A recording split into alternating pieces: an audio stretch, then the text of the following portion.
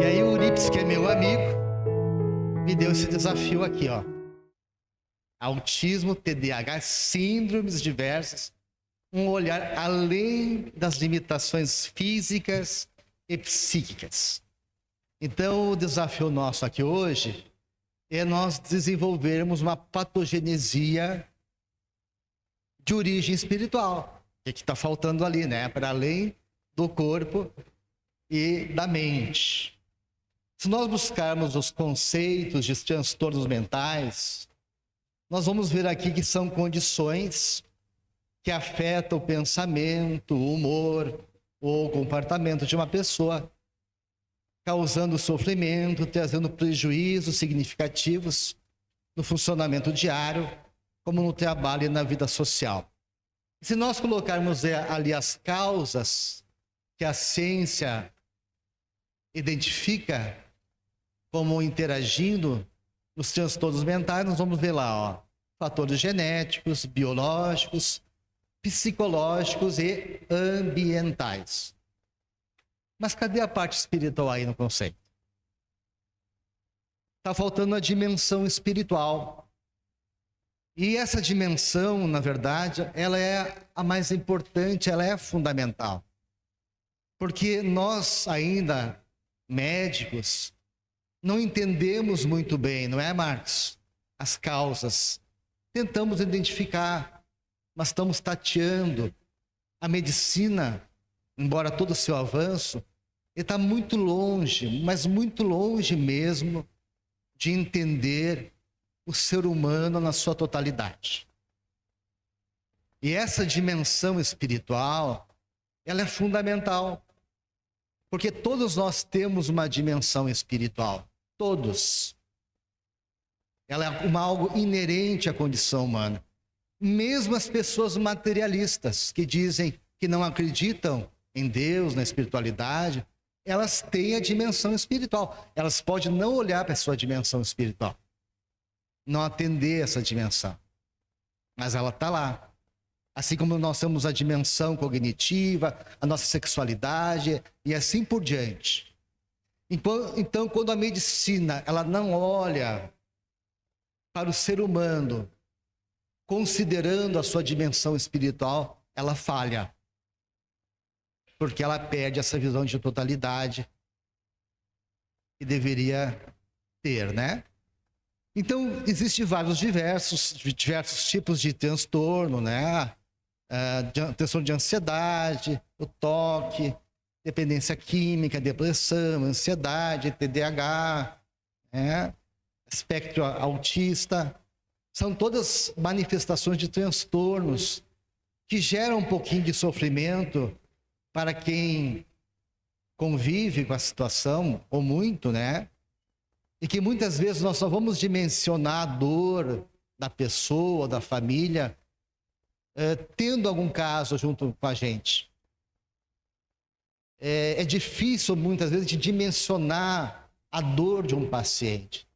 Muitas vezes a gente está ouvindo o paciente na frente da gente, ali no consultório médico, e eu fico me perguntando, será que eu teria condições de suportar o que ele está suportando?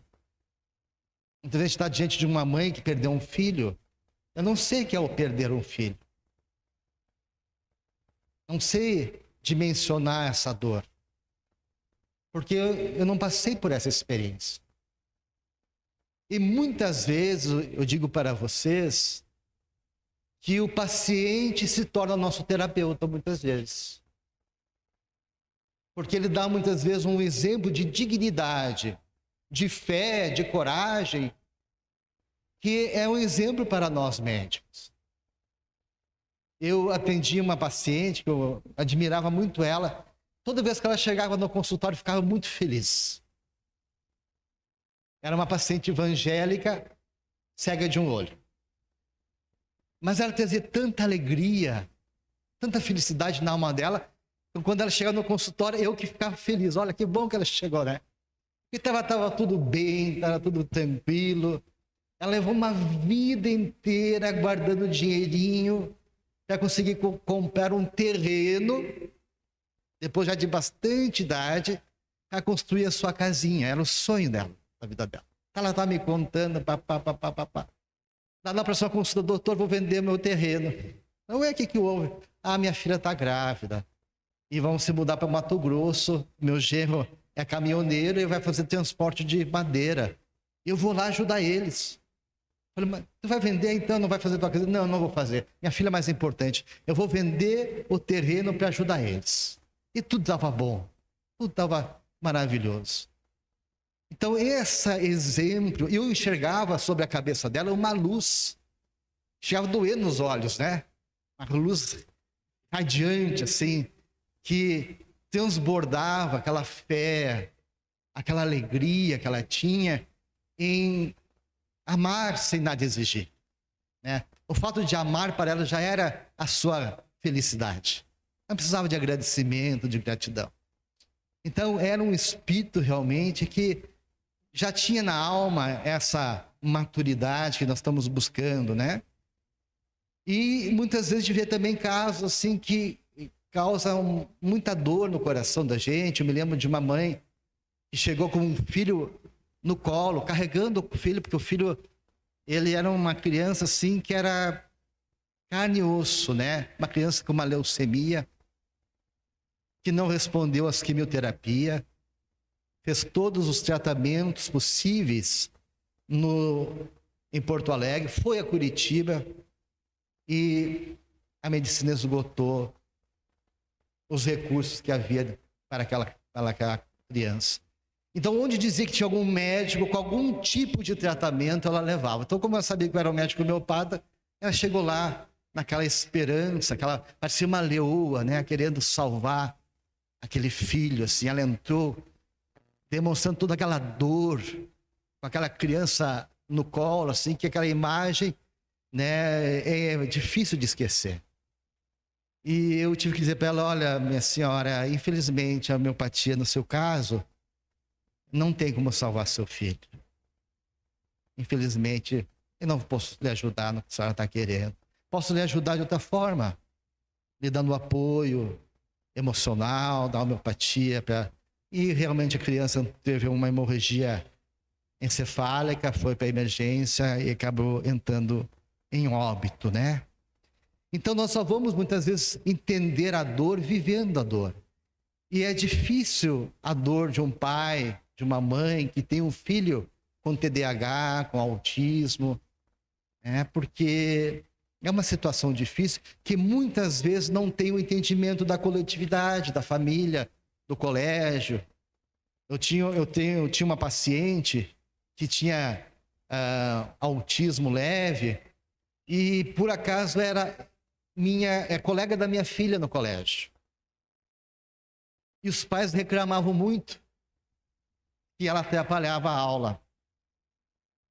Porque muitas vezes o próprio colégio não tinha condições de oferecer, embora a orientação de que a criança pudesse conviver, né, nessa ideia de não afastar, de não isolar, mas muitas vezes o colégio não oferece uma estrutura adequada. E nós tivemos uma reunião do colégio com a família, uma pauta lá totalmente diferente, mas os pais trouxeram na reunião a situação da criança, essa que estava atrapalhando, e todos os pais começaram a reclamar. E a mãe da minha paciente estava ali. Eu estava mais atrás, observando ela, e ela começou a chorar. Começou a chorar, e depois no consultório eu conversei com ela, né? Eu sabia das lutas dela, porque ela é uma mãe sozinha. Ela tinha sido abandonada pelo marido. Tinha 3 filhas. Lutava com dificuldade. E tinha mais essa filha autista, né? Então é muito importante nós nos colocarmos no lugar do outro, de buscarmos uma empatia. Porque muitas vezes a gente não entende aquele mundo que a pessoa vive, não conseguimos dimensionar aquela dor, porque ainda não é nossa dor. Mas se eu tiver um filho autista, um filho com leucemia, com hemofilia, qualquer doença grave, eu vou descobrir como aquilo é sofrível, a luta de um pai ou uma mãe que tem um filho naquelas condições. Então é importante nós olharmos cada pessoa como um ser humano, né? E há todo um esforço hoje em dia de tentar mudar um pouquinho esse olhar só patológico, né? De entender que são pessoas diferentes. E aí se criou, então, esse termo neurodiversidade, que não é um termo técnico, não é um termo médico, tá, pessoal? Esse conceito foi criado por uma socióloga australiana, a Judy Singer, em 1998, para tentar quebrar um pouquinho com essa situação, né, de desrespeito, de tentar integrar as pessoas diferentes. Então, ela criou a ideia de neurodiversidade, né? Os neurotípicos são as pessoas mais comuns, que não possuem transtorno ou deficiências mentais, e os neuroatípicos, neurodivergentes, são as pessoas que têm, então, uma mente diferente, né? Claro que o conceito que eles trazem aqui ainda é um conceito baseado em neurônios, né? É um cérebro diferente. Ainda não consegue atender essa ideia de que nós somos espíritos. Mas já é um processo de tentar, aos pouquinhos, quebrar um pouquinho com o preconceito. Entender que existem pessoas diferentes. E essas pessoas têm que ser acolhidas pela nossa sociedade. Mas vamos então para a nossa finalidade aqui, da nossa exposição, que é entender sobre do ponto de vista espírita, né? O que acontece nessas patologias, nesses transtornos? Então, basicamente, nós temos uma realidade trina, né? Nós somos espíritos, temos um corpo espiritual, perispírito, e temos a estrutura física que envolve as condições biopsicossocial. Então, essa é a visão de homem, de nós espíritas. O espiritismo vê o ser humano dessa forma, né? E dentro desse pensamento, nós estamos tentando resgatar essa ideia da dimensão espiritual, né? Baseado no próprio conceito da OMS, né? Que a saúde é um estado de completo bem-estar físico, mental, social e não apenas a ausência de doença. Então, olhar não para a pessoa que está doente, mas para a alma que está ali. Muitas vezes o paciente chega no consultório, nós tratamos o coração daquele paciente, a hipertensão, tratamos a úlcera daquele paciente, tratamos o estômago, mas e o dono do estômago? O dono da hipertensão? A nossa visão de medicina é uma visão muito fragmentada. Nós nos especializamos e perdemos muitas vezes essa visão de totalidade. E esquecemos quem está ali, quem é aquela pessoa, qual é a história de vida daquela pessoa. Aí damos daí um antihipertensivo, damos algum remédio para curar a úlcera, mas o que causou a alma que está dolorida?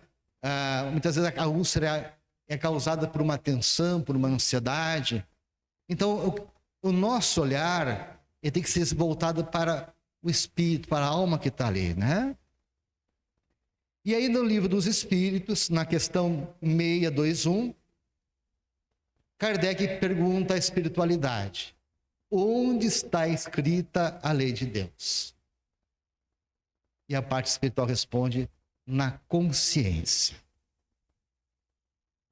Consciência aqui com C maiúsculo. Porque tem a consciência de C minúsculo, consciência do ego. Essa consciência que a parte espiritual fala é a consciência divina. É a centelha divina que todos nós temos dentro de nós. O que os orientais chamam de Atman, conforme se é Yoga, ou é Vedanta, ou Purushna, ou Self, né, que a Joana chama Self, o si mesmo. A consciência, ela é uma parte e ao mesmo tempo é um todo. Ela nos orienta, assim como a semente, ela tem aquela tendência a brotar em direção ao sol, há uma migração natural, né, espontânea de ir em direção ao sol. Nós temos dentro de nós esse impulso de ir em direção ao divino. Essa centelha divina é a presença de Deus dentro de nós, em direção a Deus. Tem um grande autor, Edgar, ele escreveu o livro O Ego e a Consciência. Ele é um analista junguiano americano, que ele faz uma análise muito interessante do mito de Adão e Eva, dizendo que o espírito, né, a individualidade, ela vivia no seio de Deus, que é ali o Éden, o paraíso. Então não precisa fazer esforço, né? Até que eles comem do fruto proibido, que não é a maçã. A gente chama maçã, não, mas não é maçã, né? Que é a razão, que é o conhecimento. Quando Adão come aquela fruta, que é o conhecimento, ele se percebe a si mesmo e vê que está nu. E Deus, tu não podia ter comido dessa fruta aí, ela é proibida. Agora, como tu comeu essa fruta, tu vai ser expulso do paraíso. E vai ter que buscar o teu sustento pelo teu próprio esforço. Então, Edgar vai dizer que nós somos uma individualidade ignorante, e quando nós buscamos o conhecimento, nós se afastamos de Deus, porque nós nos enxergamos. E temos que fazer o esforço da evolução. Eu sou um espírito. Só que nessa busca do autoconhecimento, nós estamos apartados de Deus. E temos que fazer o caminho inverso de voltar para o paraíso, de uma maneira consciente, pelo esforço, pelo suor do nosso processo evolutivo.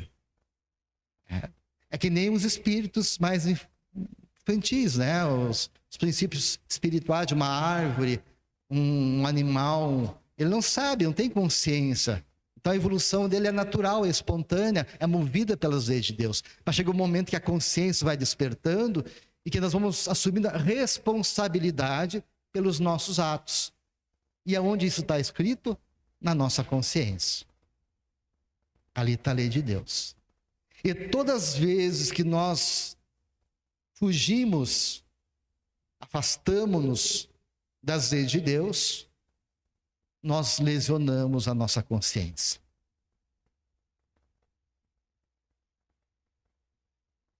Nós ferimos a nós mesmos. Criamos uma ferida na nossa alma, gerando um sentimento de culpa. Então, André Luiz vai falar no mundo entre a terra e o céu, que o sentimento de culpa é sempre um colapso da consciência. Através dele, sombrias forças se insinuam. Então, nós abrimos também o campo para a obsessão, para a autopunição, né? Nos boicotamos, nos sentimos merecedores do amor de Deus.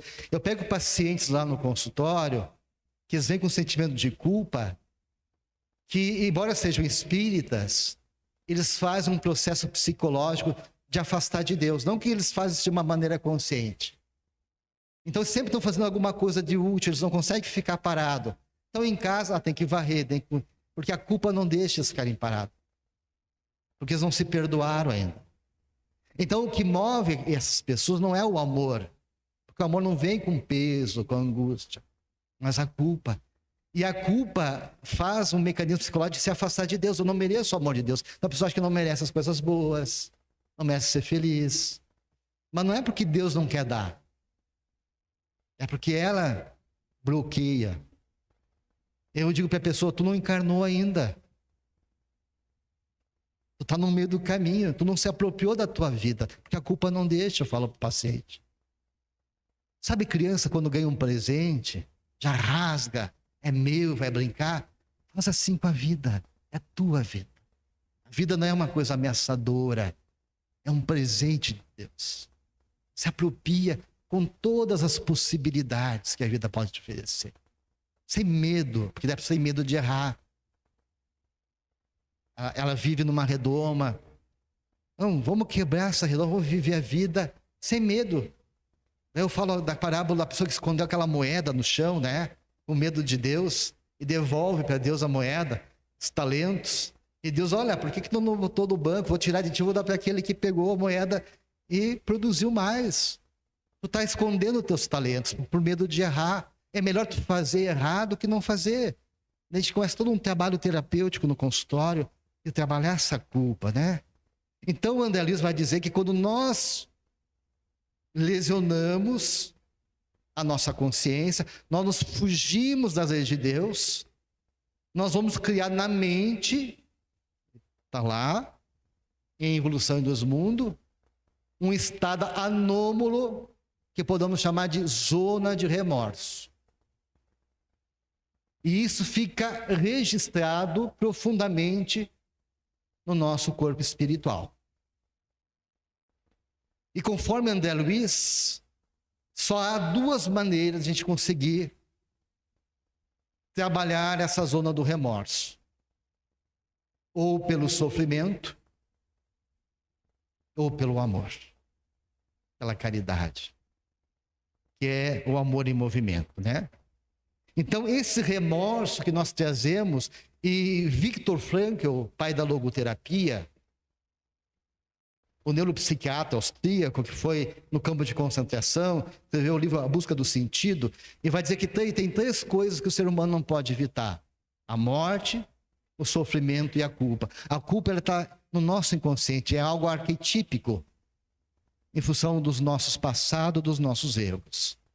Então, ele vai dizer, né, André Luiz, que esse remorso provoca distonias diversas em nossas forças recônditas, desarticulando as energias do corpo espiritual, criando predisposição mórbidas para essa ou aquela enfermidade, atuando no corpo físico, na mente, no cérebro. Tá?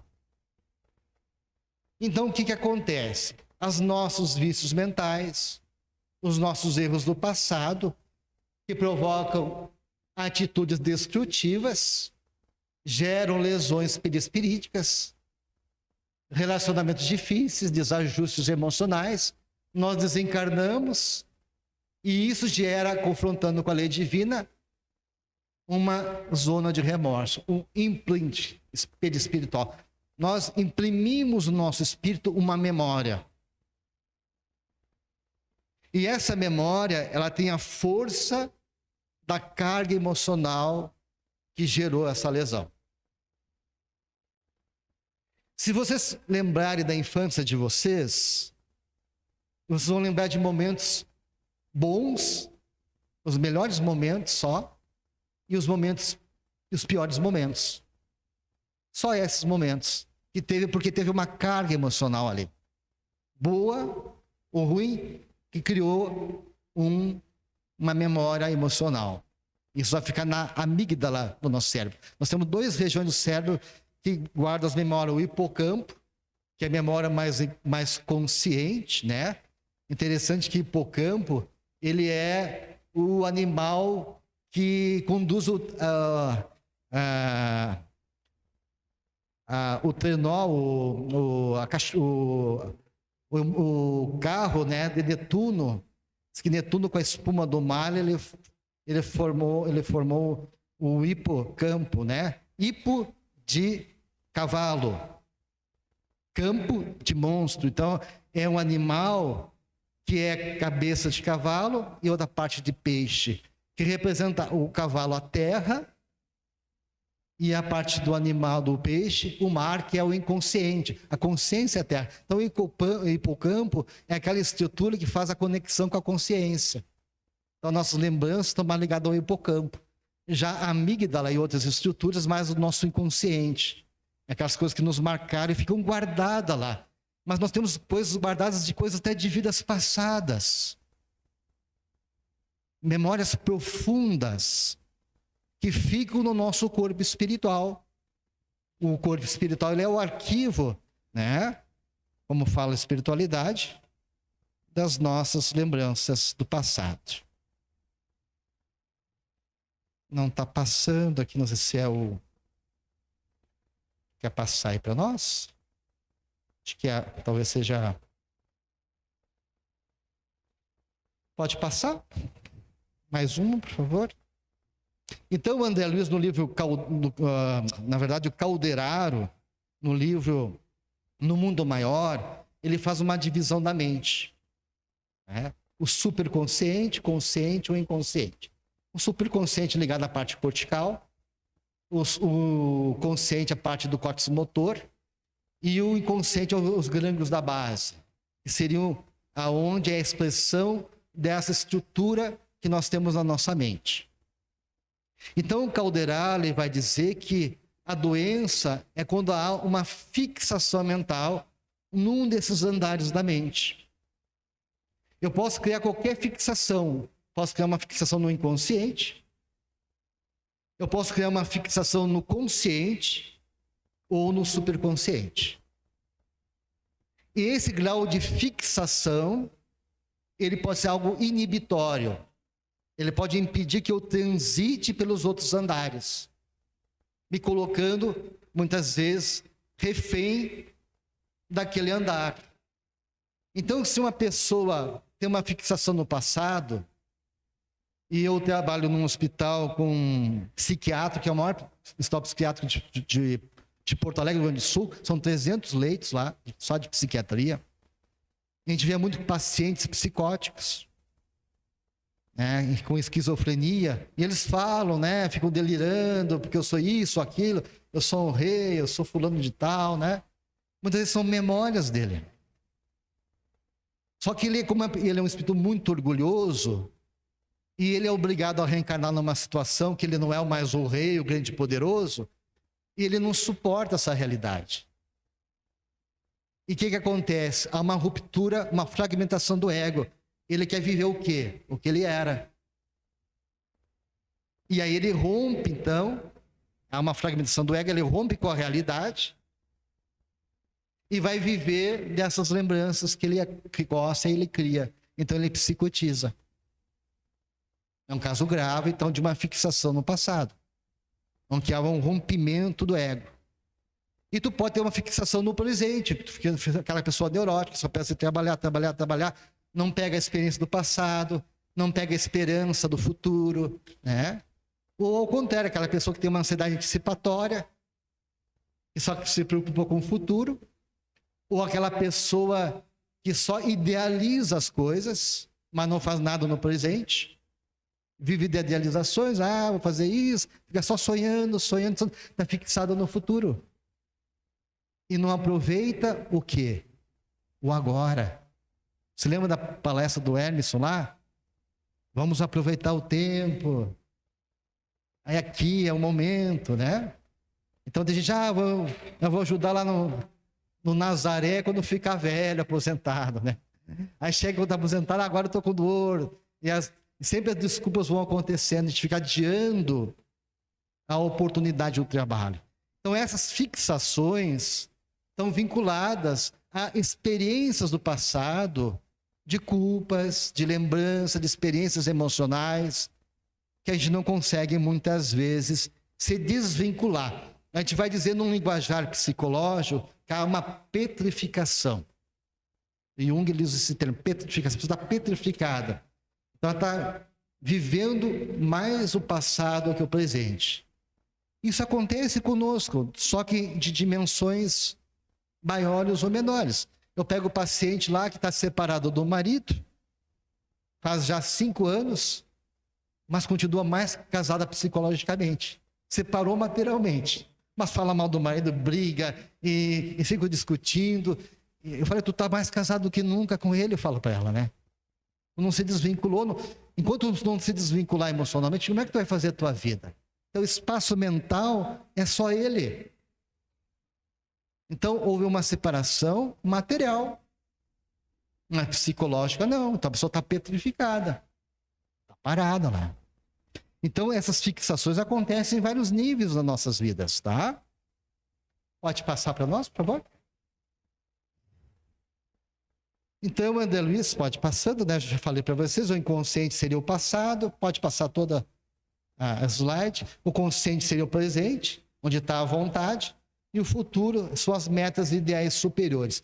Então, o Calderaro, ele vai dizer assim, que para a gente ter uma boa harmonia mental, uma boa saúde, nós temos que usar esses 3 recursos. Usar a experiência do passado com metas, ideais superiores, a esperança de um futuro melhor, utilizando a vontade para concretizar isso no presente. A integração desses 3 andares, né? Confiar, ter meta, buscar do nosso crescimento espiritual, olhar para o nosso passado, que ele nos ensina muito, não fugir das nossas coisas mal cheirosas, né? A gente tem uma tendência de botar as coisas mal cheirosas no nosso lixo ou no quintal do vizinho, embaixo do tapete. Nós temos que suportar as coisas mal cheirosas. Não, é minha coisa mal cheirosa, vou limpar ela. Meu passado, eu sou responsável. Me compete a mim dar conta desse passado. E ter coragem de limpar isso, né? Mas sem esquecer que a gente foi destinado à felicidade. Essa meta do qual Deus nos colocou. A única certeza que nós temos que a gente foi feito para ser feliz, pessoal. Todos nós fomos feitos por Deus para sermos felizes um dia. Não tem como escapar. E Deus é tão bom, mas tão bom, que quando a gente foge do caminho, Ele dá uma dorzinha para a gente voltar para o caminho de novo. Porque Ele quer isso. E dá uma nova oportunidade, uma nova encarnação. Nunca deixe de apostar suas fichas. Errou. Limpa. Estragou, arruma. Mas ser feliz, olha para o futuro. Teu futuro, a tua destinação é felicidade. Tu é meu filho único. Ninguém é igual a ti no universo. Então ele aposta as fichas em nós. Mas nós muitas vezes nos boicottamos. Não assumimos esse recurso. Pode passar, por favor? Então, ele vai dizer, André Luiz, né, que toda patogenia a patogenia é a causa das doenças, né, a origem das doenças, é um conjunto de inferioridades do aparelho psíquico. Tá? É ainda na alma que reside a fonte primária de todos os recursos medicamentosos definitivos. Ou seja, é na alma, na profundeza da alma que está as causas das doenças. Mas é também nas profundezas da alma que está a nossa cura. A Ana nos trouxe com muito brilhantismo aquela ideia da criança ferida, né? Mas essa criança ferida pode se tornar a criança divina. A mesma criança que nos adoece pode ser a criança que nos cura. Porque criança é possibilidades. É crescimento, né? A criança simboliza todo o potencial que nós temos. Então, aquela criança birrenta, né? Ferida, pode ser a criança criativa, que nos abre espaço para a gente alcançar a criança divina dentro de nós. Então, todas as causas estão dentro de nós, das doenças, mas aqui também estão as nossas curas. E esse processo de cura, conforme Emmanuel no livro Consolador, se dá através da reencarnação. Então, as injeções, os comprimidos, suprimem as dores, seja elas dores físicas ou morais, emocionais. Eu vos direi que a reencarnação em si mesma, na circunstância do mundo envelhecido, nos abusos, já representa uma estação de tratamento e de cura. E que há enfermidades da alma tão persistentes que podem reclamar várias estações sucessivas. Então, esses transtornos mentais que a gente está vendo, já é um processo de cura.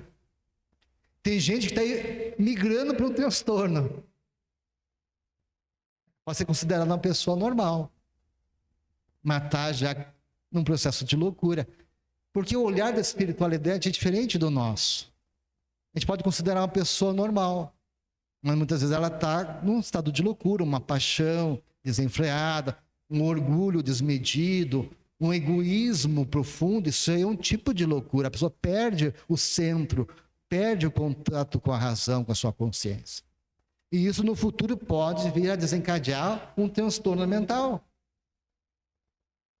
A gente tem que ter muito cuidado com os nossos conceitos aqui, sobre do ponto de vista da Terra, porque ele é limitado.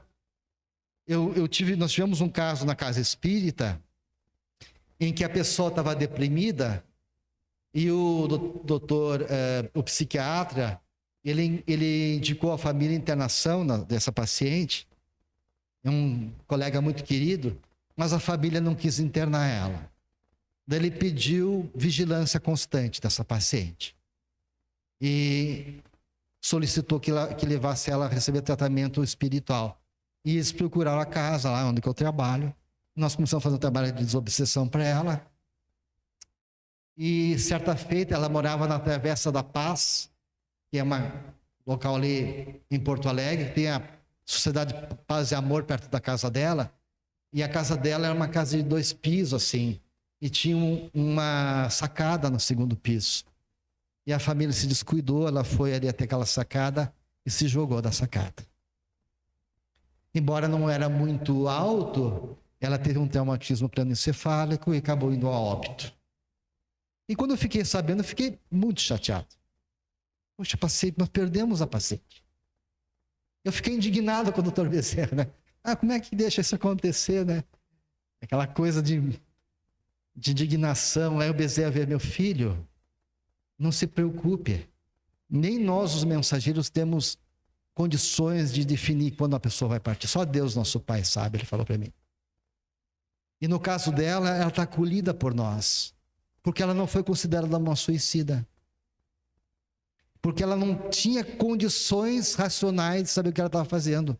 Ela estava tão perturbada que a dor dela, o sofrimento dela, o estado psíquico dela não permitiu ela ter consciência do ato dela. Então ela não foi considerada por nós como um suicida.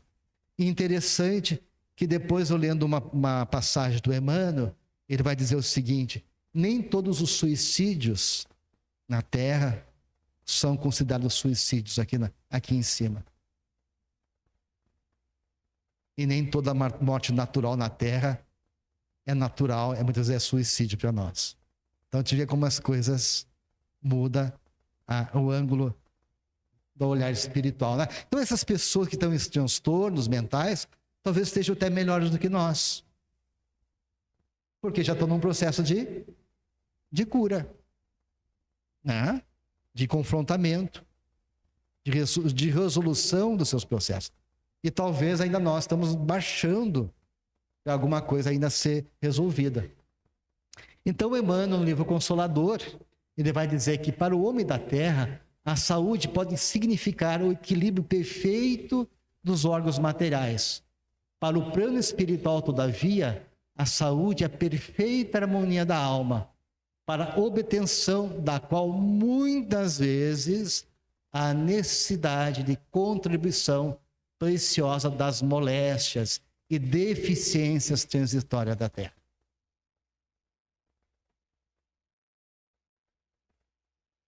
Então, a doença, ela tem as causas médicas e psicológicas, mas ela também tem um significado e uma finalidade. O que ela significa, a doença, estamos dizendo? Significa que talvez a gente não esteja cuidando da nossa alma. Nós temos uma alma. Se toda doença é um reflexo da alma, a doença está dizendo assim, olha para a tua alma. Olha para como tu vive. Então ela tem esse significado de olhar para a alma e a finalidade de a gente cuidar da nossa alma. Se todas as doenças, como o Emmanuel fala, tem nas causas profundas da alma, então é a alma que nós temos que olhar. Claro que temos que atender o corpo, temos que atender as emoções, mas acima de tudo a doença dizendo, olha, talvez não esteja cuidando da tua alma. E qual é a tendência nossa, pessoal? É buscar o médico da Terra. Nada contra, eu sou médico, preciso ganhar meu dinheiro. Buscar o psicólogo. Mas não podemos esquecer da alma. Esquecer da necessidade de nós trabalharmos a nossa alma. Que a nossa alma também está doente muitas vezes. Então, saúde é o pensamento em harmonia com a lei de Deus. Doença é o processo de retificá-lo, corrigindo erros e abusos perpetrados por nós mesmos, ontem, hoje ou diante dela.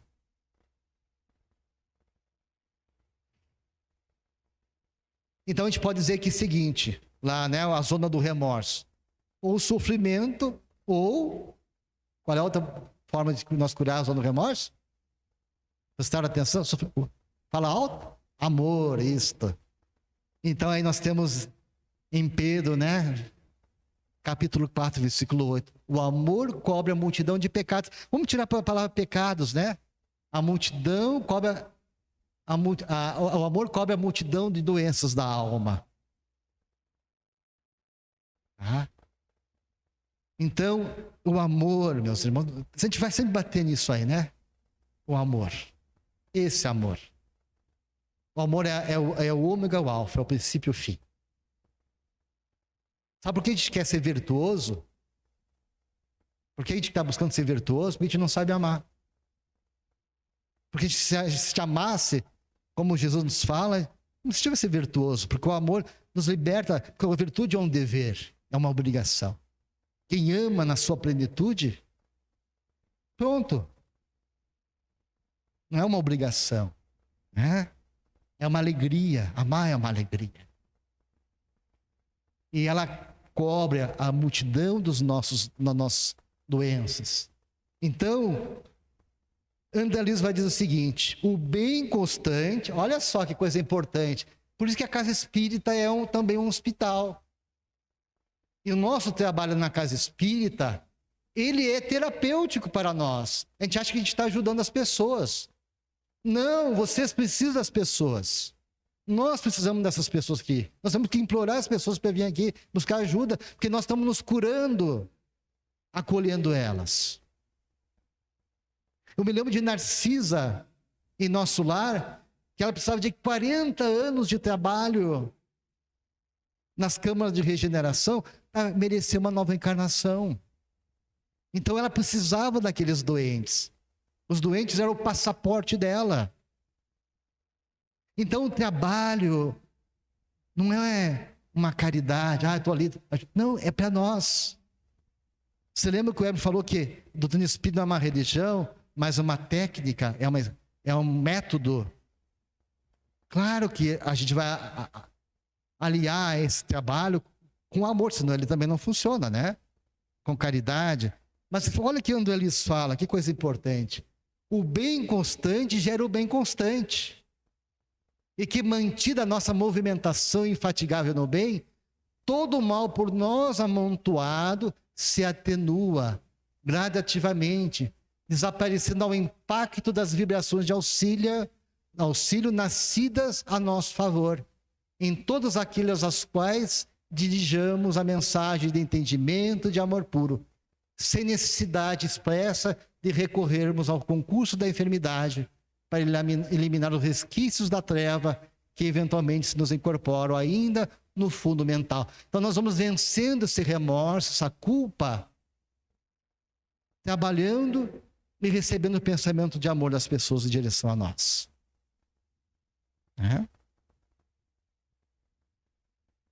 Então, o que acontece? O ódio, o egoísmo, a raiva, ele gera a desarmonia. A desarmonia gera uma lesão na nossa consciência. Isso afeta o nosso perispírito. Os nossos pensamentos, como forma a espiritualidade, elas alteram infracorpuscular, altera a teia magnética, altera o nosso corpo espiritual. E essa alteração perispirítica vai gerar uma perturbação, uma doença. O inverso é verdadeiro. O amor, ele gera ordem, gera harmonia, gera o equilíbrio, recompõe as células, recompõe o equilíbrio mental e gera a saúde. Então, dentro desse pensamento de etiopatogenia, né, para nós entender, a alma é que dá o comando. Né? Comandos harmônicos, ordem, sincronia e saúde. Comando desarmônico, desajuste, disfunção e doença. Tá? Esse é o caminho, né? A doutrina espírita valoriza a forma especial, o pensamento e suas consequências no indivíduo. Dessa forma, alguns entendimentos espíritas podem ser utilizados para a compreensão da relação pensamento, comportamento e emoção na psicoeducação do paciente dessa crença. Então, nós podemos usar o espiritismo como forma de terapia da alma, como uma forma também de um recurso terapêutico, né? Porque ela tem tudo isso. Não tem acolhimento na casa espírita, não tem rede de apoio, a gente não é apoiado, a gente não é acolhido, não tem afeto, não tem a caridade, que é a possibilidade do bem, não tem oração. A oração é o melhor sistema imunológico, estimula o giro singular do interior, que faz a mediação do sistema límbico, do sistema cortical, e dá mais capacidade de a gente ter mais autocontrole. Isso é em pesquisa médica. A oração baixa os marcadores inflamatórios, melhora a resposta imunológica. Temos oração. Então, na casa espírita nós temos um manancial enorme terapêutico para nós. Então, reestruturação do campo mental e da malha perispiritual. Curar significa elaborar novas criações mentais, renovar os nossos pensamentos, nossa maneira de enxergar o mundo, de enxergar as pessoas, renovando e recompondo a nossa malha espiritual. Então a espiritualidade, a consciência dá uma amplitude de visão de mundo e de homem para nós. Mas nós temos que usar isso nas nossas vidas. Trazer isso para a nossa realidade, né? A caridade modifica e renova o campo mental. Promove direção segura ao pensamento. Alimenta e amplia a vontade. É capaz de transformar os sentimentos doentios, do egoísmo e do orgulho. Então, quando Jesus diz assim, ó, que Deus é Pai e nós somos irmãos, né? Muitas vezes a gente tem compaixão de um filho, mas por que o filho do outro não merece nossa compaixão? Então a gente tem que exercitar, puxa, se ele fosse um ente querido, como é que eu gostaria que ele fosse atendido? Como é que eu gostaria de ser atendido se eu estivesse no lugar daquela pessoa? Nos colocar no lugar do outro. E ver em cada pessoa um irmão. Nós somos a mesma família, pessoal. Nós só vamos resolver os problemas coletivos de maneira coletiva. Não há outra maneira. Não há outra maneira, pessoal. Nós vivemos na pandemia a falta de maturidade nossa. Cada um correndo, procurando, querendo resolver o seu problema. Os países se fechando. Aí não adiantava, porque daí a doença aumentava numa região, aí passava de novo para outra. Não adianta fugir. Temos que olhar um no olho do outro. A dor dele também é minha dor. O problema do mundo é o problema nosso. O problema da guerra não é só da Ucrânia, é nossa também. Nós estamos orando, estamos ajudando a melhorar o ambiente espiritual do nosso planeta. Nós somos responsáveis pelo nosso mundo. Hoje nós temos um pouco de entendimento e fazemos algo de bom, mas essa nhaca que está aqui nós ajudamos a construir. É consequência do nosso passado, das nossas guerras, dos nossos pensamentos doentios. Então nada mais justo que nós estamos aqui limpando, trabalhando, melhorando esse planeta. É a nossa responsabilidade. Nós que estamos aqui, não é por acaso. Nós pedimos, só que esquecemos. Mas é uma grande oportunidade. É o filão de ouro. Porque o trabalho. Olha que alegria estar aqui no momento decisivo e fazer a diferença, pessoal. A gente pode não ser um sol. Nem queremos, a gente não tem pode ser que a gente não seja até uma lâmpada, mas um palito de fósforo. A iluminante pode ser. Vocês já viram a importância de um palito de fósforo quando acaba a luz em casa, pessoal? Como faz falta, como é importante. Então vamos ser esse palito de fósforo, fazer a nossa parcela, pode ser pequenininha, mas ela é fundamental nos dias de hoje. Então o amor rompe a crosta escura e densa do egoísmo, modifica a vibração de mágoa, de ódio. O amor envolve vibrações doentes do orgulho, da vaidade, do egoísmo, da inveja. O amor cura porque renova a maneira de ser e de agir do espírito, atuando de forma benéfica em toda a sua estrutura perispirítica, devido às alterações ocasionadas pelo pensamento. Eu botei aqui um caso do HPS, já contei, alguns de vocês já sabem esse caso. Quando eu era estudante de medicina, Nós fomos fazer aquele primeiro estágio no Hospital de Pronto-Socorro, lá de Porto Alegre, o HPS. E a primeira aula que o professor nos trouxe é um caso de uma paciente que sofreu uma queimadura muito extensa. E essa paciente, ela estava muito mal. A gente estava perdendo ela. Tudo que os médicos faziam para tentar curá-la não dava resultado. Não dava resultado. Mas tinha um diferencial. Essa paciente, ela estava deprimida. Ela tinha sido abandonada recentemente pelo marido. E ela estava numa depressão grave, não queria viver.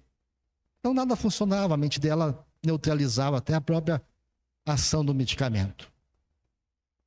Aí aconteceu um fato interessante.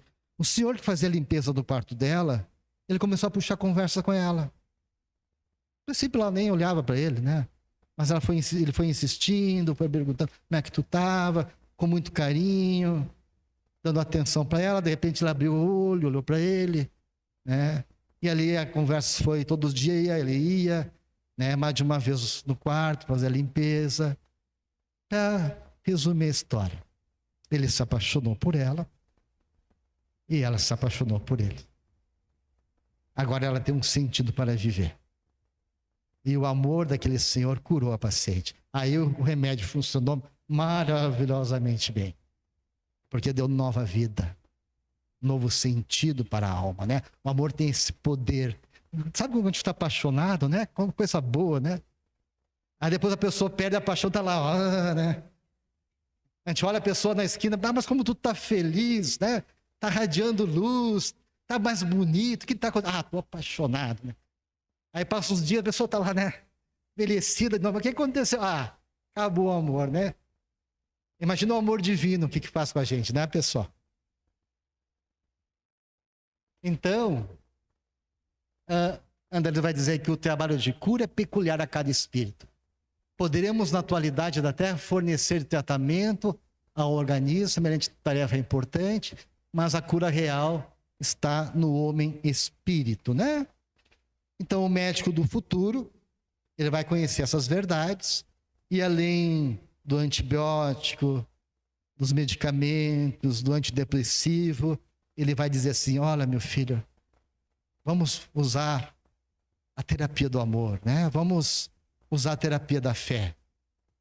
Interessante que Hilário, numa conversa com André Luiz, ele vai dizer que, falando sobre o compromisso dos médicos, né, que chega muito médico no plano espiritual em situação precária, e ele dizendo que geralmente os médicos, além de não curar, ainda tiram a fé do paciente, né?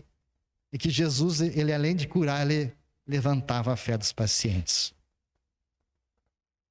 E aí nós entender, né, que toda doença tem um fator mental, que todos os órgãos estão submetidos à ascendência moral, que as grandes emoções podem curar ou pode aniquilar o nosso corpo humano.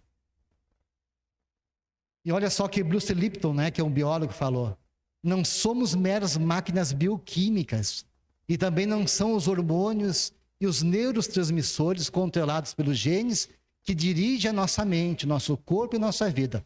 O comportamento biológico é controlado por forças invisíveis, incluindo o pensamento. Ele está reconhecendo aqui a realidade da alma. E que eles vai confirmar, né? As células são animáculos infinitesimais que revelam domesticados e herdeiros da colmeia orgânica, obedecendo ao pensamento simples ou complexo de quem comanda a existência, que é a alma, né? A alma é o dono do castelo. Aqui que eu falei do Hilário, ó. No que concerne a medicina, os colegas em bancarrota espiritual são inúmeros. A saúde humana é patrimônio divino e o médico é sacerdote dela. Os que recebem o título profissional em nosso quadro de realizações, sem deles se utilizarem a bem dos semelhantes, pagam caro a indiferença. Os que dele abusam são, por vezes, olha só, situados no campo do crime. Tu vê a questão de ser médico, né? Qualquer compromisso, pai, mãe, né? Qualquer dever nosso, a gente tem um compromisso. Jesus não foi somente o mestre, foi o médico também. Deixou no mundo o padrão da cura para o reino de Deus e proporcionava socorro ao corpo e ministrava fé às almas. Nós, porém, meu caro André, em muitos casos terrestres, nem sempre aliviamos o corpo e quase sempre matamos a fé. Aqui, Emmanuel falando, sintomas mentais influenciam a saúde, né? A mitose, a divisão celular. Isso está confirmado também pela ciência. Pensamento e sentimento podem afetar o movimento e divisão das células, né? Um imunologista, investigador falando. Pensamentos são energia da mente, que influenciam de maneira direta o cérebro físico e controla a fisiologia do corpo. A energia dos pensamentos pode ativar ou inibir proteínas de funcionamento das células. Então, todo pensamento, toda emoção tem uma resposta fisiológica imediata. Imediato. Tem um pensamento, aquilo vai gerar em cascata reações neuroquímicas, vai afetar meus hormônios, eu posso ter taquicardia, posso ter aumento do ácido clorídrico, eu posso aumentar minha noradrenalina, adrenalina, as acetilcolinas, eu posso aumentar o cortisol. Tudo é reflexo dos nossos pensamentos, das nossas emoções. Emoções positivas, conforme Emmanuel, a prática do bem, simples e infatigável, pode modificar a rota do destino, de vez que o pensamento claro e correto, com ação edificante, interfere nas funções celulares. As moléculas da emoção, né, que são moléculas da consciência, todas as emoções agem sobre o nosso organismo, né? Os neuropeptídeos, que essa bióloga descobriu, né, que tem nas terminações nervosas, então elas levam as emoções. Ela tem concentrado esses neuropeptídeos no cérebro, nas terminações nervosas. Então, tudo que é emocional, esses neuropeptídeos, que são as moléculas da emoção, estão ali trabalhando e levando as emoções pelo corpo, tá? Aqui é o caso da cabeça, já falei. Então, Jesus continua sendo o nosso divino médico, receitando o amor por solução de todas as nossas dores. Então, a proposta hoje, meus irmãos, é de uma medicina mais humana, uma medicina que resgata esse olhar cuidadoso e que a gente possa resgatar a dimensão espiritual. Somente uma medicina que leve em consideração a alma é capaz de alcançar uma cura profunda, né? E falando em problemas coletivos, eu me lembrei daquela historinha que o súdito, né, pergunta ao monge o que é o céu e o inferno. Aí o monge diz, o inferno é uma panela de arroz enorme, né? Só que tem um abismo que não permite chegar até a panela de arroz. Aí Deus, então, para saciar a fome, deu um palito enorme para eles, para eles poderem chegar lá, né, e pegar o arroz. Só que como eles não conseguem trazer a boca, porque o palito é muito grande, o arroz cai e eles não conseguem se alimentar. Porque estão diante de grande abundância, mas com grande escassez também. Esse é o inferno, falou para o discípulo. E o céu, o monge falou, não, o céu também é uma panela de arroz enorme, como a do inferno, né? Com um abismo que não se consegue chegar. E como no inferno Deus é misericordioso, ele dá também um palito enorme no céu, para as pessoas chegarem e pegar aquele arroz. Assim como elas não conseguem trazer até a boca, uma dá na boca do outro. E todos conseguem viver em grande fartura. Então, a terra e o céu dependem apenas de nós sabermos, né, trabalhar com amor e com fraternidade. Que a paz de Jesus continue junto a nossos corações. Obrigado pela atenção.